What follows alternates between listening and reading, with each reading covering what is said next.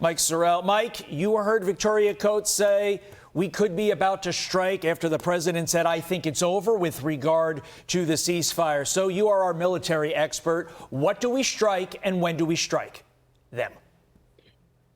Absolutely. Talk about a strong showing at the NATO summit. If Trump can hold his allies accountable, and most humans don't like accountability, then he'll hold Iran accountable. So the 80 strikes were devastating and predominantly military targets. Now, the question is, what is Iran's response? And Trump will wait for that. If they respond with force, again, look at critical infrastructure. If we can turn out their power permanently, while that's tragic for the Persian people, their ability to communicate will be dead. So I would be interested to see if he goes after critical infrastructure.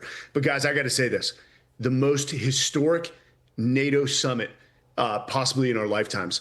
Trump is ultimately trying to make NATO dangerous again. And he showed up demanding receipts, and ultimately our NATO allies are listening. He's saying, show me the money, but ultimately he wants to see the combat power. Show me the long-range missiles. Show me the air defense batteries. Show me the artillery shells. Show me the ability to shoot, move, communicate, fly, defend, and sustain.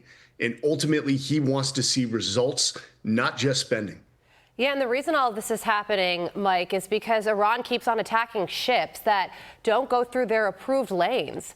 And in doing so, it feels like the Iranians are not taking the president seriously.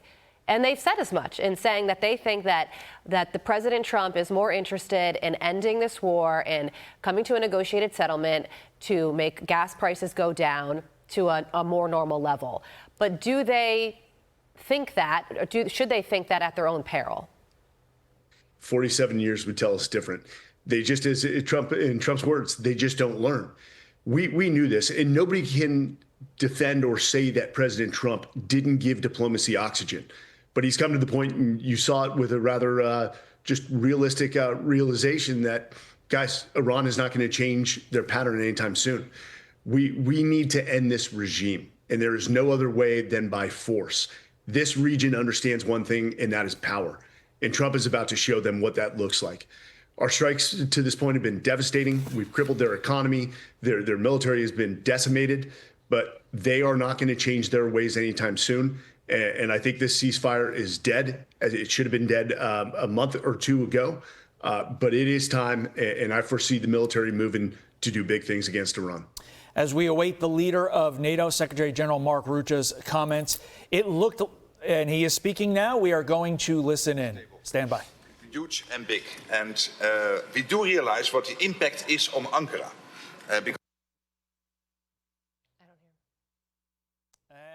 It appears and you can tell by that we have lost the feed while they try to get the camera back working as well as the audio.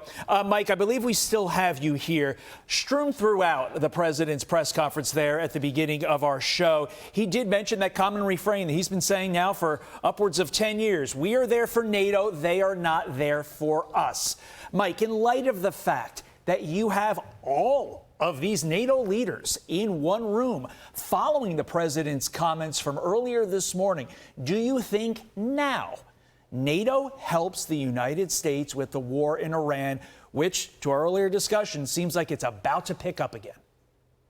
This could be the galvanizing moment where they get involved, as well as the Gulf partners. Hey, guys, ultimately what Trump has been doing here, no other president has had the courage. The free ride era is over. America is tired of paying first, fighting first, and then getting thanked later. It was a feckless response, and it was very strategic stepping into this NATO summit by many of our European allies. They should have been there for us as we've been there for them in the past. But again, there are positive indications here. European or NATO and Canada spending is up 20% in near real terms in 2025. But ultimately, we've got to see the ability to not only defend, but go on the offensive. The European allies in NATO have too long been in a defensive mindset posture. And we've seen what Ukraine has done. And that has changed warfare. That is going to change their spending, and it's going to move NATO in a good direction. But Trump was never serious about leaving NATO.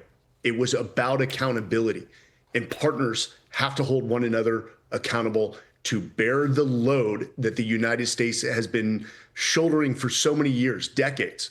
And again, the first president to step in and actually bring receipts, demand receipts of our NATO partners and have them step up with 5% of their GDP on defense spending.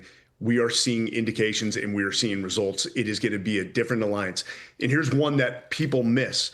Trump was never going to leave NATO, because if you leave NATO, what does that do? It opens the door for China's involvement in Europe, and he was never going to allow that to happen.